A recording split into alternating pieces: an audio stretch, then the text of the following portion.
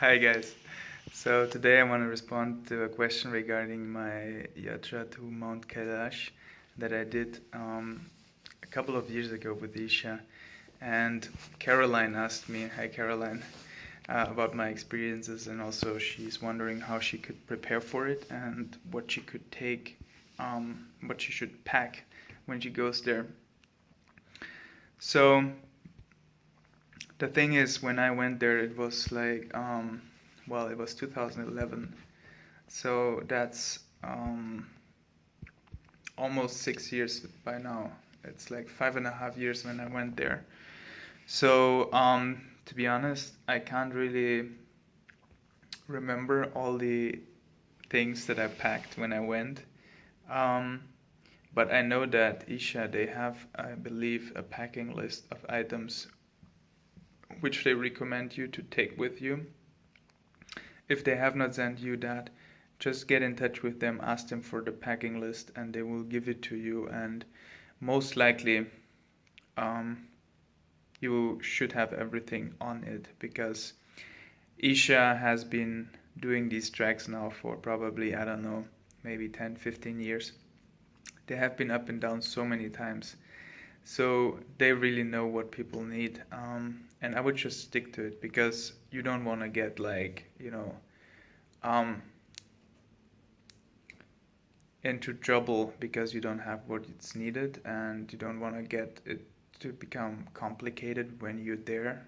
Once you go there, to Nepal, you just want to experience and have all the time to really experience the place. So I would just follow the guidance of Isha when it comes to the logistics. Um, Obviously, in Nepal, there are many shops where you can buy basically almost anything. Um, but the thing is, it will be difficult to really know the quality of the stuff there because there's so many shops, especially in places like Kathmandu.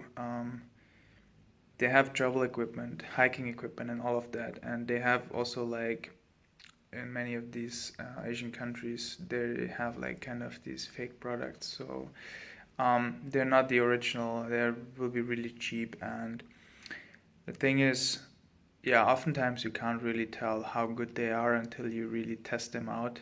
And I wouldn't go up there on that altitude with cheap equipment because it will be challenging up there. So you want to have the right equipment. Um, well, there are some swamis, some monks who go up there. They have basically almost no equipment, but they are in a different state and preparedness. So I wouldn't take them as a guide. Definitely shoes, jacket. These are two things you want to pay some attention to. They should be of good quality.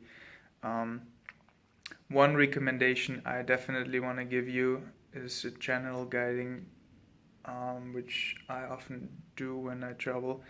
Just clothe yourself in kind of layers, like the onion principle, where you don't buy like one big jacket which is super, super thick.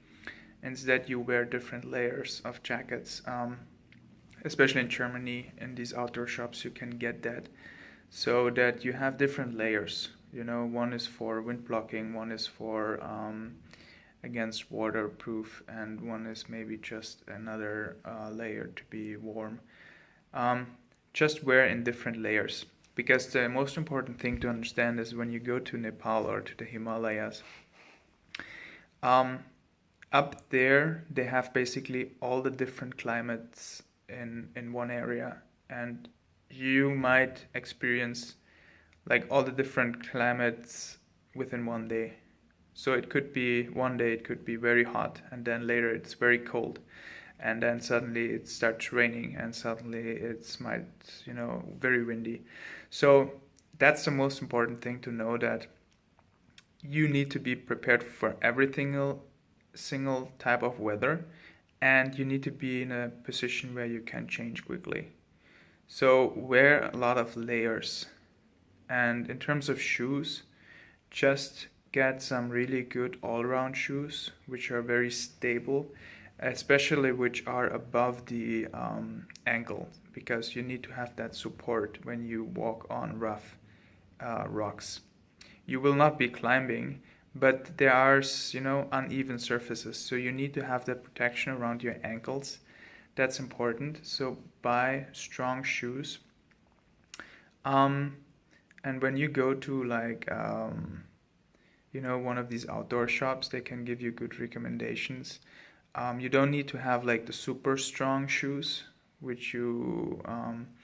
something medium. But they should cover the ankles. That's important. Yeah, other than that, in terms of all the small things you need, just stick to the packing list that Isha will provide you. And yeah, in terms of my experience, I mean, this was like truly amazing experience on so many levels, because one thing is that just the scenery up there is so magnificent. It's indescribable, really. When I think back, it still feels like I was in another world, because it's too hard to explain.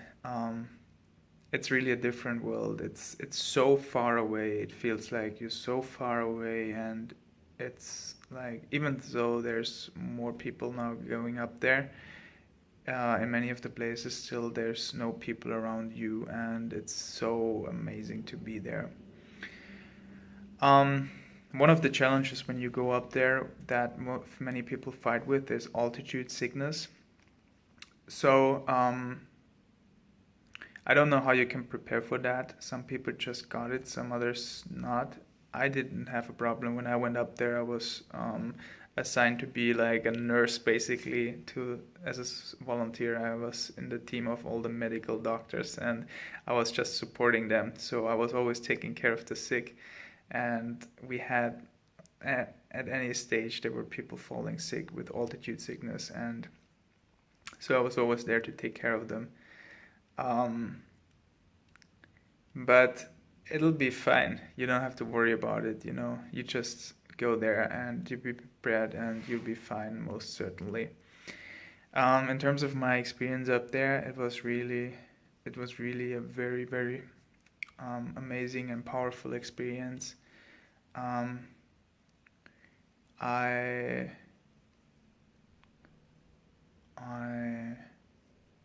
definitely feel it has had a lasting impact on me, because somehow up there, I don't know, it's like you're in a different world, and yeah, it's hard to explain, but I would say for anyone who has a chance, just go up there once in your life at least, and I definitely want to go up there again. Even just for the nature and the scenery up there, it's so beautiful, it's so amazing. But obviously there's another spiritual aspect to it, which is hard to probably grasp. But anyone who has the chance, don't think about it too much. Just go for it. It will be like definitely a lifetime experience. And well, I can't really give you more tips, because it has been, like I said, 6 years, and if you just follow Isha's guidance, you'll be fine. Just when you go there, one last piece of advice is, don't get too much caught up into, socializing too much with people. There's a room and space where you can socialize with people there. But at a certain point, just remember why you went up there, because you want to experience something very special. So try to always keep a little bit of a gap in terms of how much social interactions you want to have. Because you can socialize anywhere, and there is room for there. You can do it.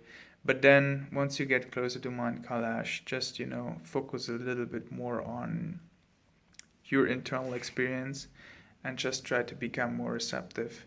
They will give you some to do that, but always remember why you went there, and don't get too much distracted with other things, because when you travel with a group, there's always this risk. All right, guys, I wish you all the best. Make sure you subscribe to the channel if you haven't, and you get notified about my weekly videos. Hit the like button if you like this, and leave a comment below. Bye, guys.